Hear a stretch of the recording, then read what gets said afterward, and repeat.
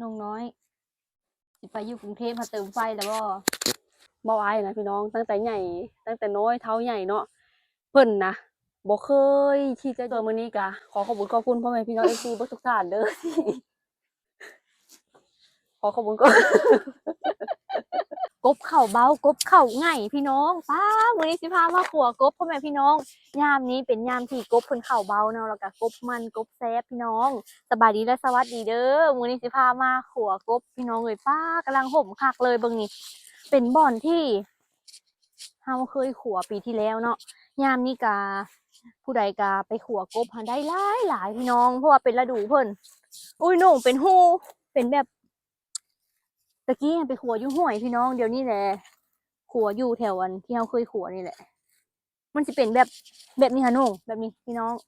ลองขัวเบิ่งปีที่แล้วนี่ขัวกับน้องน้อยอุ้ยได้จักโตเป็นจักโต ปลายตู่ 10 ปลายโตเนาะมันขัวหลายเทื่ออุ้ยอหย่างวะนี่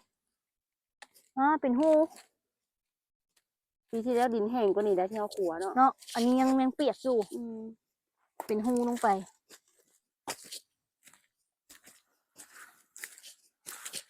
ตะกี้ก็ไปขัวกับแม่วาอยู่ห้วยไปขัวกับเบาอายก็กบตัวบ้าใหญ่ๆเพ่พี่น้องใหญ่อะหลี สิมาอยู่บ่มื้อนี้เนาะ ขอให้มันมาเด้อแต่ว่าเรื่องกบเข้าเบ้าเข้าแล้วพี่น้องเอ้ย มันเปียกว่ะเนี่ยนอกไปวางแห้งๆวางหอมผักขะแยงเด้ หญ้าเต็มเลยสิกายนี่จนแตนเบิดน้องน้อยขัวบ่นี่เนาะ ก็ยังเปียกอยู่นะเบิ่งบ่มันนูนๆนี่นะ พี่น้องแบบขัวไปโลดมันสิเห็นเองดอก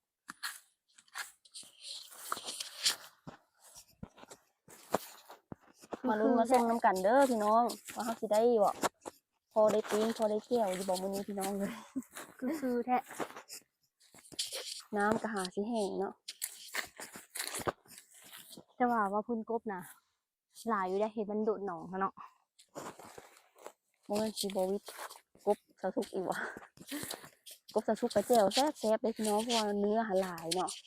หลายกับมันพร้อม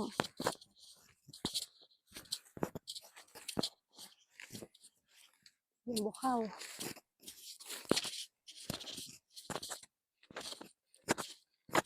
น้องน้อยสิไปอยู่กรุงเทพมาเติมไฟแล้วไฟมอดแล้วตัวเกี่ยว มีอยู่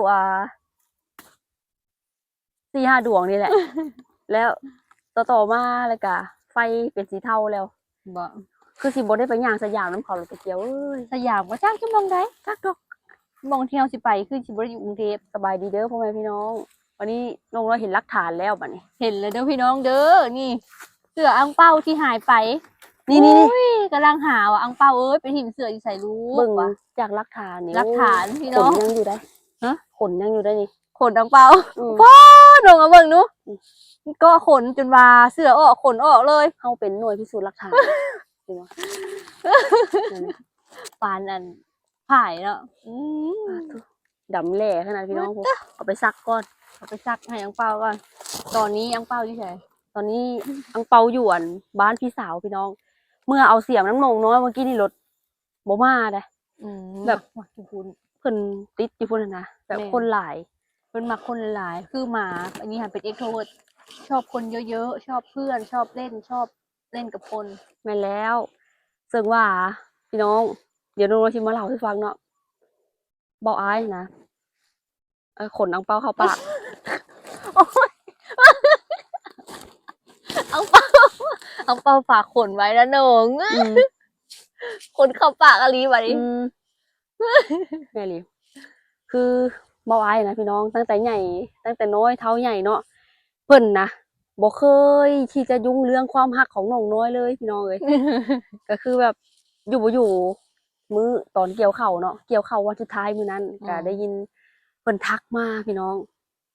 ทักมาแล้วเพิ่นก็ว่าอันทักข้างหาตัวเกียร์เนาะ แมน น้องอยู่บ่ว่าน้องนิสัยปะแล้วก็ส่งเฟซอันผู้สาวมาให้พี่น้อง ผู้สาวบางเฮ็ดเวียกใกล้ๆกันนั่นแหละเนาะเป็นคนลาวสาวอันบริคำไซพี่น้องเอ้ยรักสาวเนาะเพิ่นว่าให้น้องน้อยนะจีบเอาแม่ว่านิสัยดีเพิ่นว่าเนาะพี่น้องน้องน้อยก็อึ้งว่าเอ้า ตั้งแต่น้อยเท่าใหญ่บ่อายน่ะบ่เคยติดต่อไปให้จักคนพี่น้องแบบว่า คือแบบแล้วแต่น้องเนาะว่าน้องสิฮักไผแพงไผเนาะพี่น้องก็คือน้องน้อยก็บ่กล้าทักไปพี่น้องบ่อายส่งเฟซให้แล้วก็ผู้นั้นก็บ่กล้าทักมาบ่อายค่ะคล้ายๆกับว่าบ่อายน่ะเป็นพ่อสื่อตอนนี้นะ อืม และน้องน้อยก็ได้แอดไปเนาะแอดไปแล้วก็ได้เว้าคุยกันตอนนี้ก็ได้ประมาณเกือบเข้าเดือนแล้วพี่น้องเอ้ยก็น้องน้อยก็เว้ากับเพิ่นว่าน้องน้อยก็สิไปประมาณช่วงมกราเนาะแล้วเพิ่นก็ว่าเพิ่นแบบบ่มีหมู่เพิ่นว่าเนาะบ่มีหมู่ก็ทำอิฐก็เป็นแบบเป็นเพื่อนร่วมงานหรือว่าเป็นเพื่อนกันไปก่อนเนาะพี่น้องเนาะเรื่องความรักก็จะพาเว้าพาว่าพี่น้องเอ้ยเบิ่งคุยๆกันไปก่อน น้องน้อยก็เห็น FC คอมเมนต์กันเข้ามาหลายคนเนาะว่าน้องน้อยสิไปทำงานอยู่ไทยก็อยากให้เฮ็ดบัตร MOU เนาะพี่น้องน้องน้อยก็ทำอิฐน่ะบ่ได้ไปทำงานเด้อพี่น้องก็สิไปอยู่เบิ่งซะก่อนเนาะไปอยู่นำพี่ชายหั้นแหละไปอยู่เบิ่งซะก่อนถ้าเฮาหวนรู้สึกว่าเฮาอยู่ได้แล้วน้องน้อยก็สิพยายามถ่ายคลิปอยู่ไทยแล้วก็เก็บเงินแล้วก็เอาไปเฮ็ด MOU เนาะพี่น้อง MOU ที่บ่อายเพิ่นเฮ็ดก็ประมาณ 13,000 ตะเกียเนาะ ประมาณ 13,000น้องน้อยก็สิไปอย่างถูกกฎหมายแหละพี่น้องเอ้ยตำรวจอย่าเฝ้ามาเด้อ แบบ FC ที่เป็นตำรวจก็อย่าเฝ้ามายามอย่าเฝ้าหยังเด้อพี่น้อง อย่าพามาหาน้องน้อยเด้อ ตกใจเนาะเออตกใจเด้อพี่น้องแบบเห็นตำรวจแล้วสั่นเลย อย่าพึ่งนะ FC ที่เป็นตำรวจอย่าพึ่งทักเข้ามา แม่นคือน้องน้อยไปท่าอีห้างมื้อนั้นน่ะพี่น้องน้องน้อยบ่เห็น FC จักคนเลยบ่แม่นเพิ่นเมื่อล่ะบ่เพิ่นมา3 วันหมด มา นะ 3 วันพุ่นแล้วบ่เห็นจักวันมาจอบน้องน้อย คล้ายๆกับว่าเฮาไปเพิ่นมาเฮาไปอะนะพี่น้องประมาณ เข้าไปมือเปิดกับมือสุดท้ายพี่น้ แม่ อง นพุ่นละพี่น้องเอ้ยอันเบาอ้ายเพิ่นสิมาอีกวันที่25เนาะ25เดือนนี้ แม่นบ่ แล้วน้องน้อยก็น่าจะกลับพร้อมเบาอ้ายแต่ว่าบ่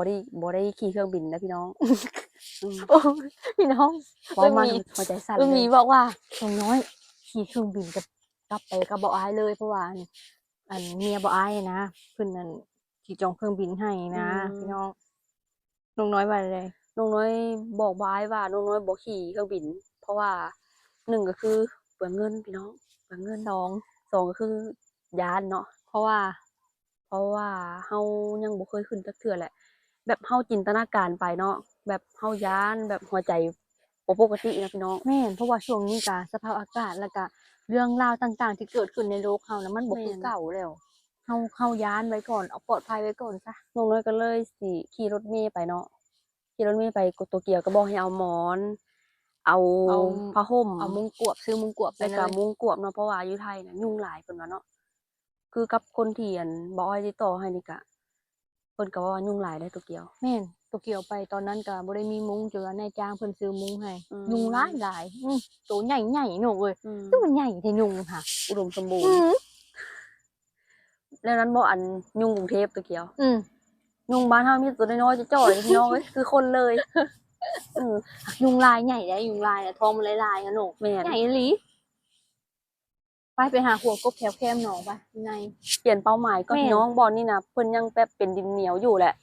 มันติดเสียมเฮาและขัวบ่ไปพี่น้องเอ้ย ไปจะหัวอยู่ใน นี่เอา ไปเบิ่งอัน คือเสือโหน่งน้อยตะกี้เลยพี่น้องนี่ เพราะว่าโหน่งน้อย หนู น่ะ น้อยเคยมีเสือแบบนี้ใด มีฮูปอยู่ได้ แม่ มีฮูปอยู่ได้พี่น้องเอ้ยโหน่งน้อยหันใส่เสื้อแบบนี้ตลอดเลย เสื้อสายลุง แม่นใครที่เคยเบิ่งคลิปเฮาต้องจำได้หนูน้อยเคยมีเสือสายลุง เอ แบ อบ นี้ นี่ อังเปาพยายามตัดขนให้เพิ่นแล้วก็สิอาบน้ำให้เพิ่นเลยพี่น้องเพิ่นก็2 คนตัดกันยังเอาเวียกอยู่เนาะ เดี๋ยวจะเอาไปซักให้เพิ่นก่อนเริ่มมีกลิ่นแล้ว กลิ่นตัวอีกโตอยู่พุ่นกินอยู่ เอ นี่ อโตไปแล้วกินยังอยู่ไปๆน้อง เป็ดลงอาบน้ำแล้วพี่น้องเอ้ยเก็บเก็บเก็บเก็บเก็บเก็บเก็บเก็บ อังเปาเด้อคันเพิ่นอยู่เพิ่นลงไปไหลในน้ำเลยน้องไปไหลเป็ดนะพี่น้อง อย่าว่าซันว่าซีเด้อพี่น้องนงน้อยกับโตเกียวนั้นย่างเลาะทั่วแล้วเพื่อสิไปหาขัวหอยแล้วก็ขัวกบเนาะก็คือบ่อนที่เฮาไปขัวเมื่อกี้นี่นะน้ำก็หาแห้งแล้วดินมันเหนียวพี่น้องเสียมเฮาก็บ่เข้าเพราะว่าอันเซาซุกน่ะเอาเมื่อบ้านพี่สาวแหละเอาไปขุดเนาะเอาไปขุดแล้วมันถึกซีเมนต์แล้วมันแหละปูพี่น้องเอ้ยนี่ แล้วเฮาสิไปสีเสียมใหม่แล้วก็วางที่เฮาขัวหอยปีกายนี่นะก็ยังบ่แห้งพี่น้องเอ้ยก็เลยว่า ความหวังเดียวพี่น้อง อย่าว่าสันว่าซีเด้อพี่น้องไปนุ่ง ความหวังเดียวก็คือนี่แล้วกบธรรมชาติ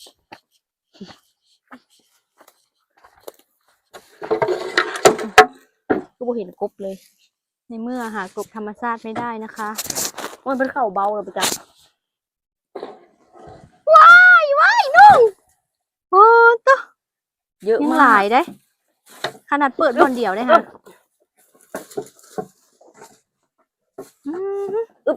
แตะขึ้นปลาตัวใหญ่แท้ สุดยอดโอ้ยเปียกนุ่งระวังติดเหลืองนุ่ง ฮะ อ้อแตะขึ้นเลย นี่เด้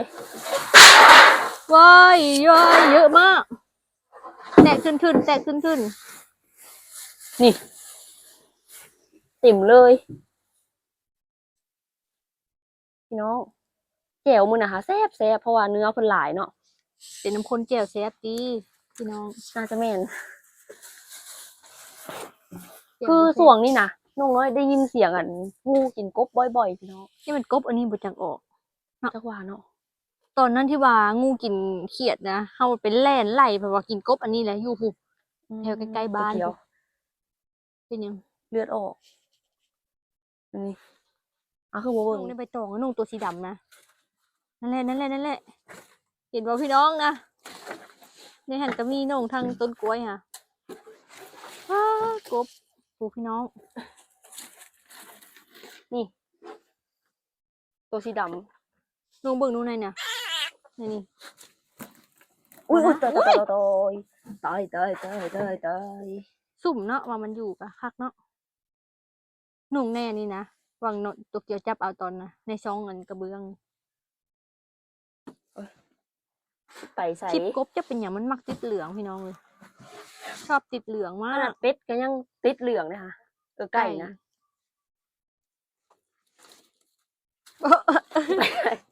ตีลังกา ตีลังกาลงมาเลยตกอ่ะนะ อุ้ย ได้แล้วอาหารแรงมื้อนี้พี่น้อง ได้แล้วมีแต่ลูดมือ เรียกในต้นกล้วยฮะนุ่งในเหงามาฮะนุ่งเหงาพุ่น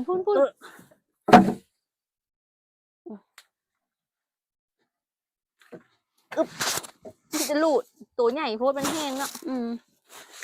พุ่นในเหงาเทิงหูเห็นบ่นุ่ง ไปเมื่อปะนี้โอ้ยจับได้กระลูดพี่น้องเอ้ยตัวใหญ่โพด 2 ตัวก็ได้คนละตัวก็ตัวเกี่ยว เอ้าพ่อแม่พี่น้องวันนี้น้องน้อยกับตัวเกี่ยวกับที่พากันไป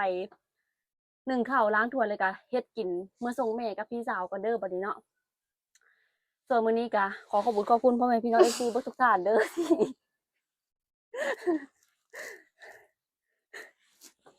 ขอขอบคุณก่อน ปะก่อนจะกบฮะปะลง นี่นะขอขอบคุณพ่อแม่พี่น้อง FC เบิดทุกท่านเด้อที่กดไลค์กดแชร์กดติดตามและบ่กดข้ามโฆษณาเด้อพ่อแม่พี่น้องสำหรับคลิปนี้พบกันในคลิปหน้าเด้อสบายดีบ๊ายบายหาจับกบเมื่อก่อนบัดนี้เป็นเจ้าของมา